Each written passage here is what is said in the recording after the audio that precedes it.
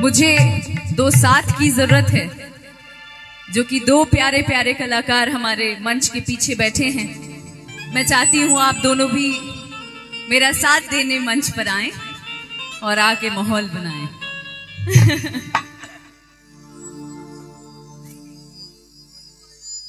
गोलू भैया और निशा दी दोनों से मेरा आग्रह है कि आप आने का कष्ट करेंगे। गोलू जी एंड निशा जी, please come on the stage. आइए। अब यहां पे तीनों का बहुत ही प्यारा कंपटीशन चलेगा। आप लोग को एकदम बहुत अच्छा गीत और संगीत सुनने को मिलेगा। कंपटीशन नहीं, माहौल बनेगा। क्या बात करते हैं आप, कंपटीशन करने आए हैं। और माहौल के साथ साथ बहुत आप लोग के बीच पूरे शरीर में टॉनिक पहुंचेगा, ताकि लगे कि हम लोग भी थोड़ा ठुमका लगाएं। एक और माइक देंगे।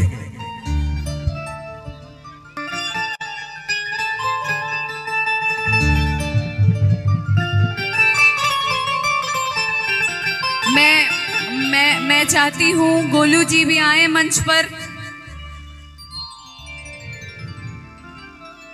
हाँ, किसी ने बोला राजा।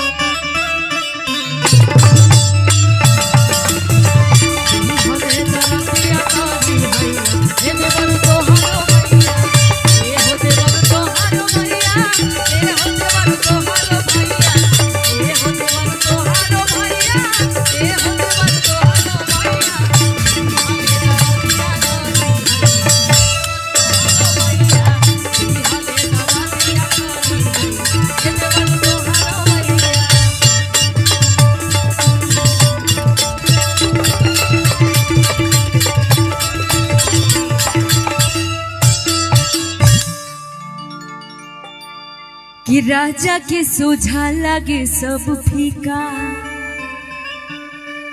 हाँ कि रोज सिखावे है नया तरीका। कि चूमे ले गाल रोज फीस में, चूमे ले गाल रोज फीस में,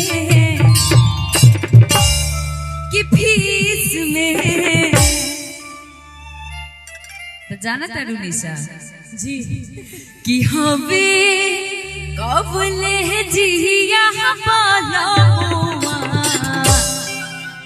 अरे बोलिया बोले ले गलीस में, कि हवे कबले जिया पाला मुआ, बोलिया बोले ले इंग्लिश में।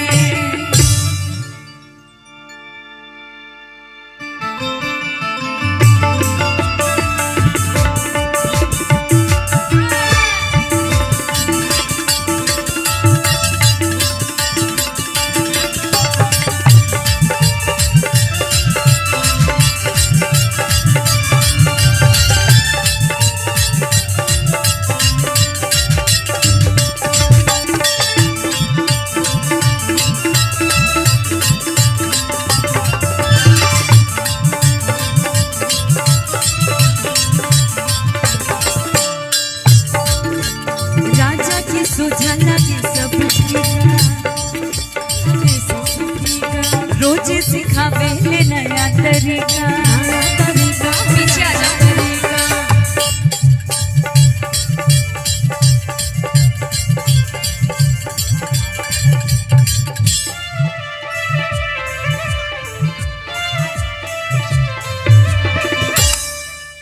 गोलू जी, हेलो टेडी बियर, ओ टेडी बियर।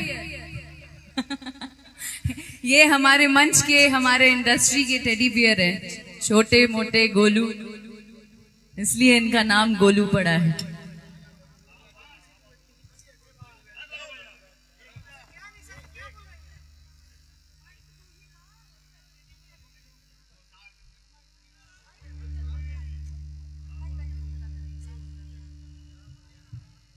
हाँ, तो फारसी गावत नहीं, हम भोजपुरी है ना। गावत नहीं। आइए, थोड़ा सा स्लो पेस रहेगा, बहुत फास्ट हो गया था। हेलो,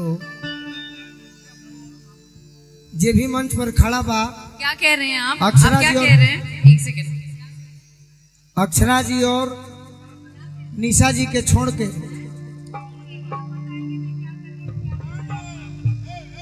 और मृत्युंजय सिंह जी के छोड़ के अक्षरा जी और नृत्यांगना लोग मंच पर आ जाए। लखन जी, नृत्यांगना लोग को मंच पर भेज दीजिए और गीत संगीत चलने दिया जाए। ये बड़ी सौभाग्य है। मृत्युंजय चाचा, गीत संगीत बड़ी अच्छा होता है। रूराबाई चेंज कुर्सी लेके आ गीत संगीत होके दिया।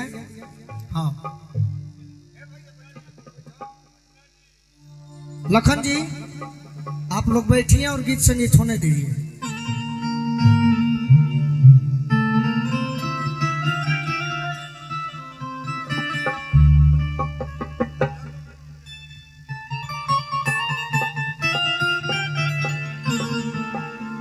कलाकार होते हैं सम्मान के लिए, ठीक है ना, और वो दर्शक गण के लिए होते हैं। तो जो भी बातें होंगी कलाकार की, उनसे होंगी और उनकी इनसे होंगी। बीच में कमेंट जो करते हैं, कृपया करके थोड़ा अपना भी सम्मान बचाएं, दूसरे का भी सम्मान बचाएं।